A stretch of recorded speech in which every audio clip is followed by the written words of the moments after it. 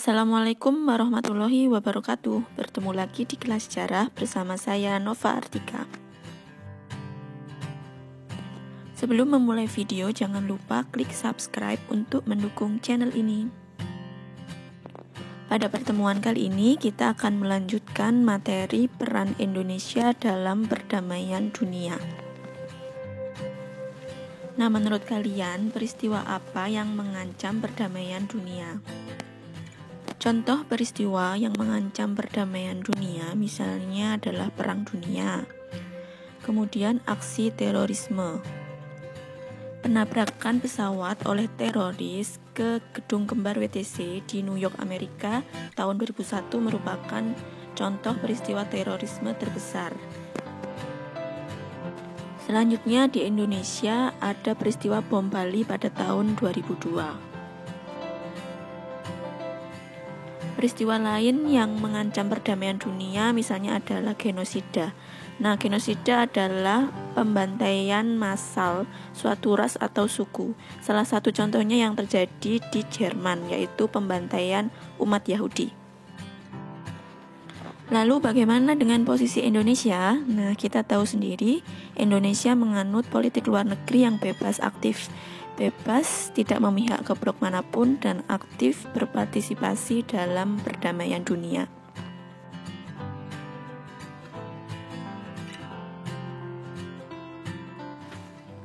Peran-peran Indonesia dalam perdamaian dunia yang akan kita pelajari adalah KAA atau Konferensi Asia Afrika, kemudian Misi Garuda, Deklarasi Juanda, GNP, ASEAN, OKI, dan Jakarta Informal Meeting. Yang pertama kita bahas adalah KAA atau Konferensi Asia Afrika. KAA diselenggarakan sewaktu Indonesia masih menganut sistem demokrasi liberal, dan pencetus KAA ada 5 orang dari 5 negara, yaitu Sri Lanka, Indonesia, India, Burma, dan Pakistan. Dilaksanakan di Bandung tanggal 18 sampai 25 April tahun 55. Dan hasil keputusan KAA disebut dengan Dasar-Sila Bandung yang bertujuan untuk menciptakan perdamaian dunia. Nah, ini adalah foto para pencetus KAA. Sir John Kotelawala dari Sri Lanka, Ali Sastro Amijoyo dari Indonesia, Jawaharlal Nehru dari India, UNU dari Burma, dan Muhammad Ali Jinnah dari Pakistan. Yang kedua ada Misi Garuda.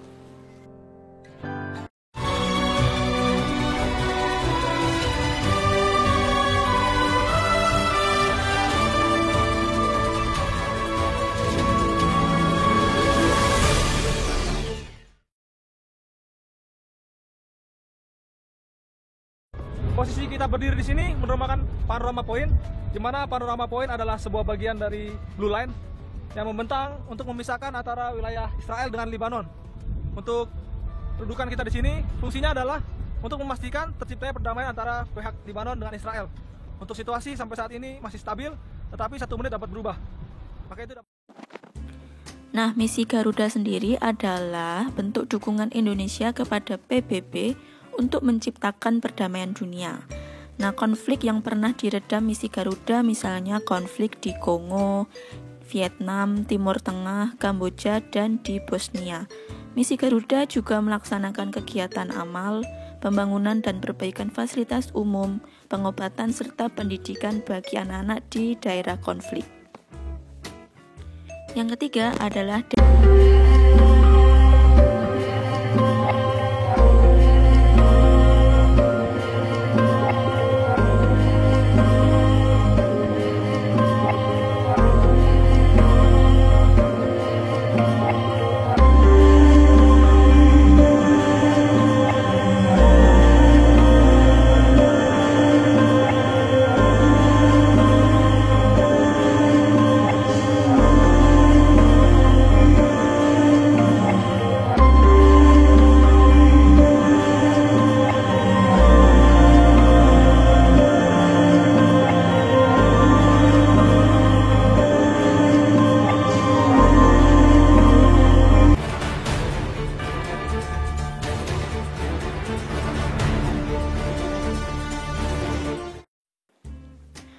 Deklarasi Juanda dikeluarkan pada tanggal 13 Desember tahun 57 oleh Insinyur Juanda yang sebagai usaha bangsa Indonesia memperjuangkan batas wilayah laut negara.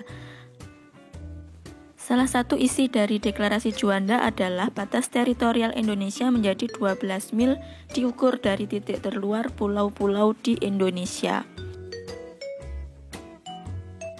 Selanjutnya yang kita bahas adalah GNB atau Gerakan Non-Blok. Gerakan Non-Blok ini dibentuk pasca Perang Dunia II karena terjadinya perang dingin antara Blok Barat dan Blok Timur. Nah, Blok Barat adalah Amerika dengan pahamnya yang liberal kapitalis, dan Blok Timur adalah Uni Soviet dengan pahamnya sosialis komunis. Kedua negara ini berusaha berebut pengaruh kepada negara-negara lain. GNB sendiri dibentuk pada tanggal 5 sampai 12 Juni 61 di Mesir. Pelopor GNB adalah 5 orang dari 5 negara, yaitu Yugoslavia, Indonesia, Mesir, India, dan Ghana. Tujuan dari GNB sendiri adalah memajukan perdamaian dunia. Ini adalah foto dari pelopor GNB. Bros Tito dari Yugoslavia, Soekarno Indonesia, Gamal Abdul Nasir Mesir, Jawaharlal Nehru dari India, dan Kwame Rumah dari Ghana. Selanjutnya ada ASEAN atau kepanjangan dari Association of Southeast Asian Nations. Ditandatangani oleh 5 menteri luar negeri, yaitu dari Indonesia, Malaysia, Thailand, Singapura, dan Filipina pada tanggal 8 Agustus 67. Dan hasilnya disebut dengan Deklarasi Bangkok. Nah, ini adalah 5 pelopor ASEAN, yaitu ada Malik dari Indonesia, Tun Abdul Razak dari Malaysia, Raja Ratnam dari Singapura, Tanat Koman Thailand, dan Narcisco Ramos dari Filipina. Negara tambahan ASEAN yaitu Brunei Darussalam, Vietnam, Laos, Myanmar, dan Kamboja. Selanjutnya yang kita bahas adalah Organisasi Konferensi Islam atau yang disingkat OKI. OKI didirikan tanggal 25 September 69 berdasar Deklarasi Rabat atas prakarsa Raja Hussein II dari Maroko dan Raja Faisal Arab Saudi. Latar belakang dibentuk OKI karena pembakaran Masjidil Aqsa oleh Israel. Kemudian didudukinya wilayah negara-negara Arab oleh Israel dan didudukinya Yerusalem oleh Israel.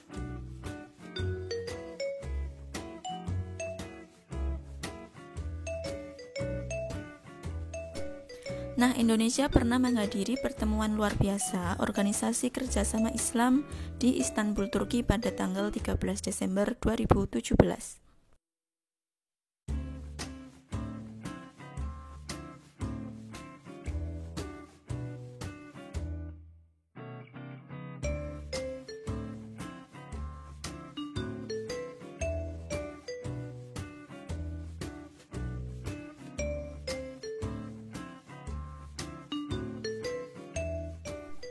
Yang terakhir adalah Jakarta Informal Meeting. Jakarta Informal Meeting dilatar belakangi karena adanya peristiwa penggulingan kekuasaan pemerintahan di Kamboja pada tahun 1975 dan perang antara Kamboja dan Vietnam pada tahun 79. Nah, apa peran Indonesia? Nah, Indonesia berperan penting dalam menyelesaikan konflik Kamboja-Vietnam dengan mengadakan Jakarta Informal Meeting yang pertama. Kemudian diadakan JIM 2 pada Februari 89. Nah, ini adalah kesepakatan damai Kamboja tahun 1989 di Jakarta.